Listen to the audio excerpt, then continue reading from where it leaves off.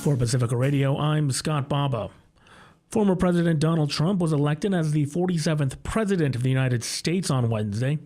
He is the first person convicted of a felony to win the White House and the first former president to regain power since 1892. Julie Walker reports.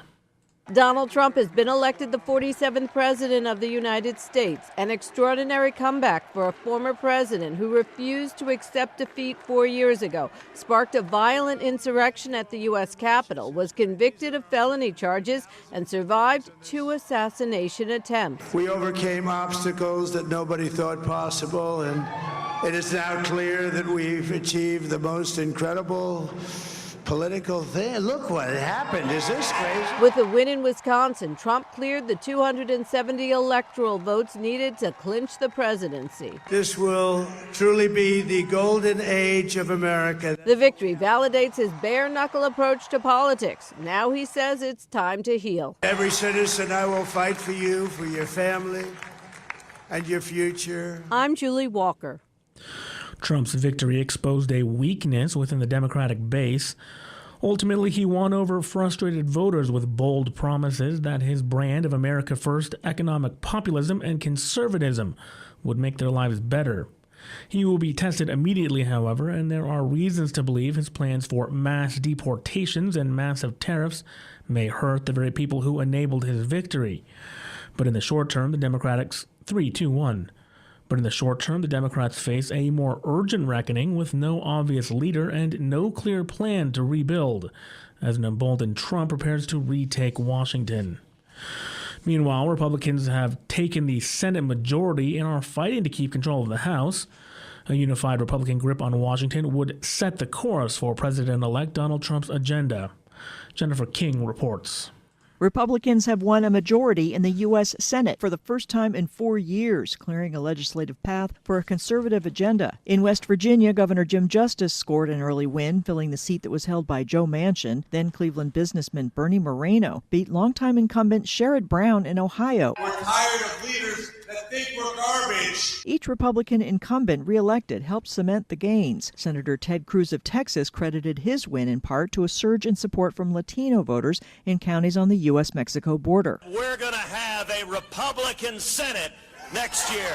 In Nebraska, Senator Deb Fischer fended off a challenge from an independent newcomer. Senator Rick Scott of Florida says Washington is ready for a change. Our work is not done. As Mitch McConnell of Kentucky prepares to step down from the leadership position. We need the Republican Party to start solving the problems of this country, and we have a significant number of problems. Audio courtesy KTRK and WPLG-TV. Jennifer King, Washington.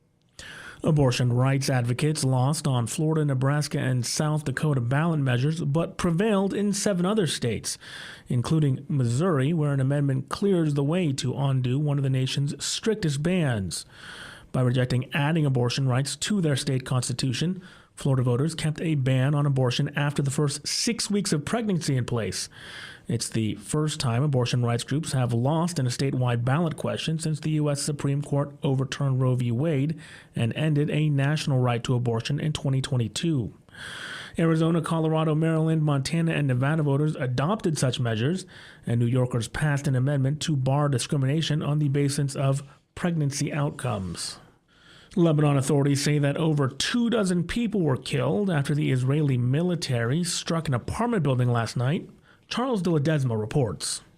Lebanon's Civil Defense Service says they've pulled around 30 bodies and remains out of the rubble after an Israeli strike hit an apartment building in Baja, an area that's not been regularly targeted by Israeli military operations.